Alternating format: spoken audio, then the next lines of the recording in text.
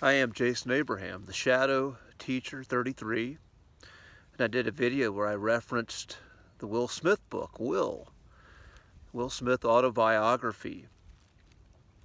And I hadn't finished the book at that point when I was making that video, but I was speaking of some of the prominent themes that have been brought to my awareness at that point in time.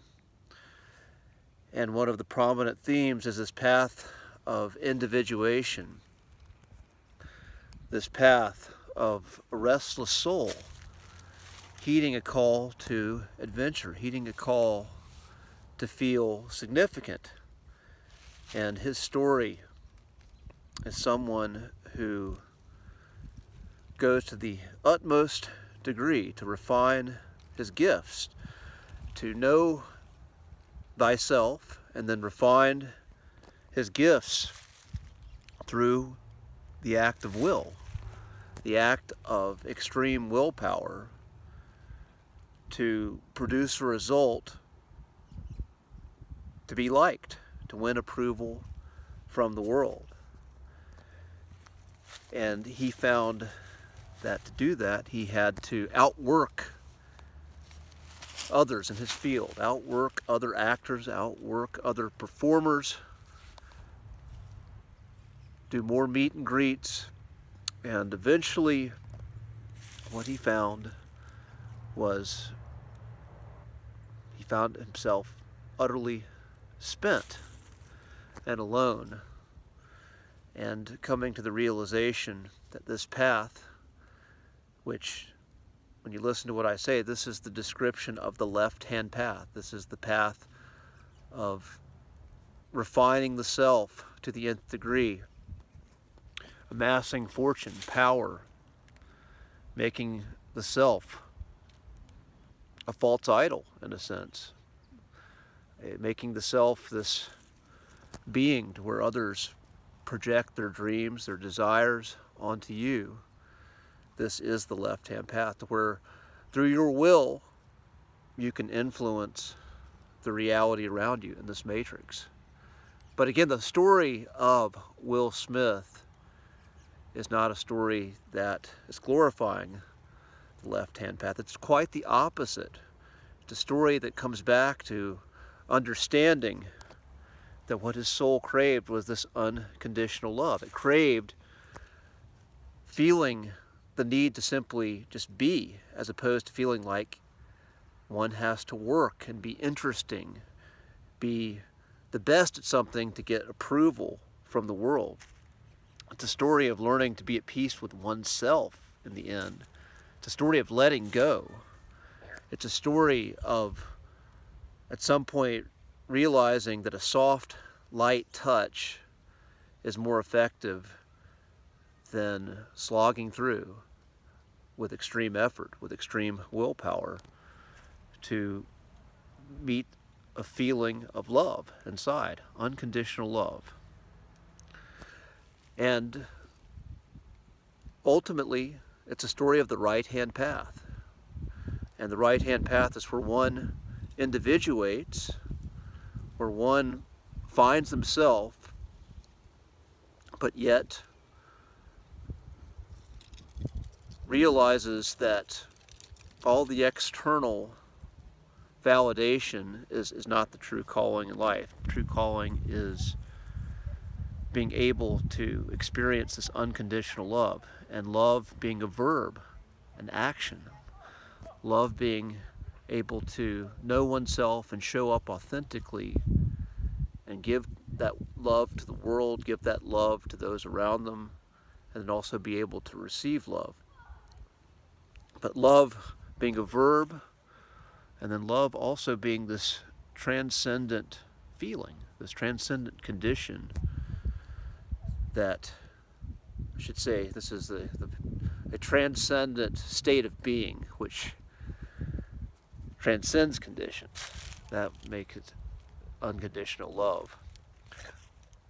Something that's beyond the self, where one can show up in this unique experience the paradox of showing up in unique conditions, that is you, that's your personality, but be able to express this love to those around you, and do so with minimal effort, just a knowing. And the paradox of life is the story of God, the story of God being love, God being unconditional love. But yet in this world, for love to know itself, it has to experience conditions. It has to go through the conditions of individuation, of knowing what love is not.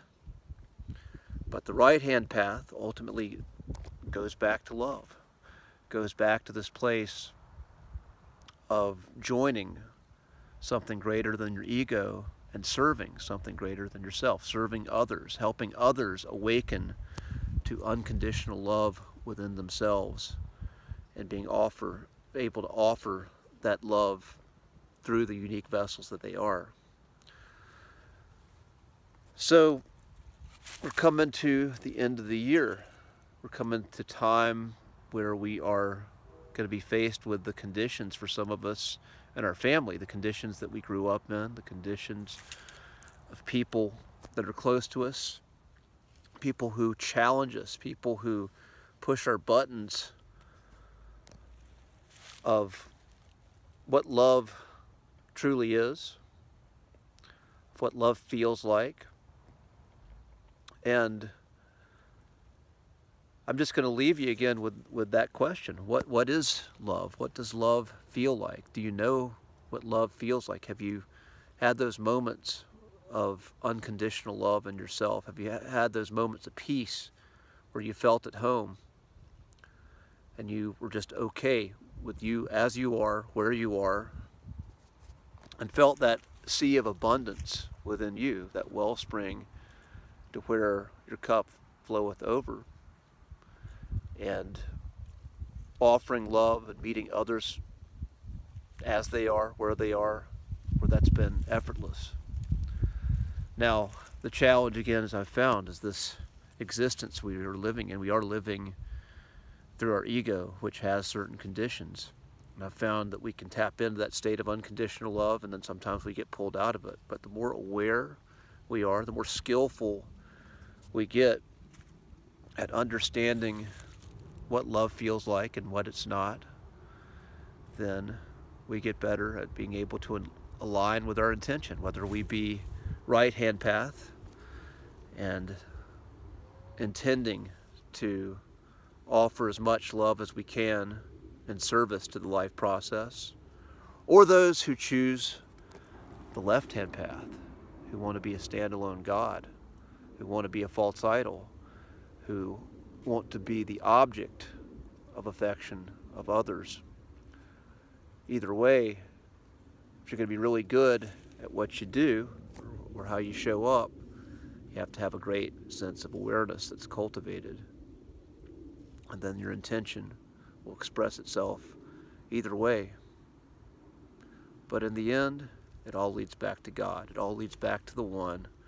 It all leads back to the One knowing and remembering itself through your unique expression and all that is. So be well, my friends. I love you. See you on the other side.